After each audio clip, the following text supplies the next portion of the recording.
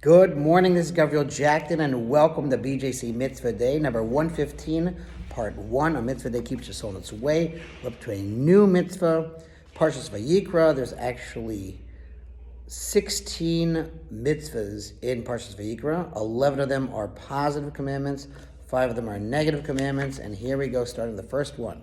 The obligation regarding the process of the Olah offering, the elevation offering. Says the verse, if one's offering is an Olah from the cattle, he shall offer an unblemished male. He shall bring it to the entrance of the tent of meeting voluntarily before Hashem. In Mitzvah number 95, the obligation to build the Holy Temple, the BJC Mikdash, the Chinuch discussed at length the significance of the BJC Mikdash service, the Avodah, and the offerings brought there, the purpose of the offerings in general, and the impact of their service on our relationship with Hashem. The book of Leviticus, Vayikra, contains many mitzvahs pertaining to the offerings, including some that deal with the procedures for making the various offerings, others that deal with the circumstances in which one can incur an obligation to bring a specific offering, and others yet that deal with various requirements and prohibitions associated with the avoda of those offerings and other aspects of the BJC Mikdash service. For this reason, Vayikra, Leviticus, is often referred to in Talmudic and Midrashic literature as Toras Kohanim, the laws of the Kohanim. For it is the Kohanim, the priests, who largely bear the responsibility of carrying out the mitzvahs pertaining to the temple service.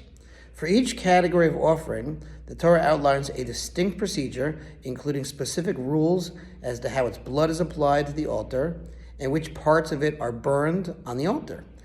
There are also rules governing when, by whom, and for how long the meat of each offering may be eaten. The first mitzvah in Vayikra, Leviticus, deals with the procedure of bringing the Olah offering. The Olah is a category of offering wherein the animal is entirely consumed by the fire of the altar, with no portion of its flesh going to the Kohanim or to its owner. The Kohanim, though, do receive its hide. All offerings could be brought voluntarily, as discussed in the first chapter of Vayikra, but in certain situations were obligatory. So let's see the footnote here. For example, an Olah was required of a woman who had given birth, of every person after being healed with saras, that's the skin affliction that was usually caused by speaking lashon hara, evil gossip, and of every man upon appearing in the BJC Mikdash, the temple, at each festival. So those were the Olah offerings that were obligatory, but often it was voluntary, as we're about to see. In the case of voluntary Olah offerings, although one did not need a specific reason for bringing it, people would often bring the offering in response to having violated a mitzvah that bears no other stated penalty, such as a mitzvah obligation, or as an atonement for sinful thoughts. For further discussion of the motivation for bringing an Olah, see the insight, which we usually don't do. Okay, we'll stop here. It's getting late.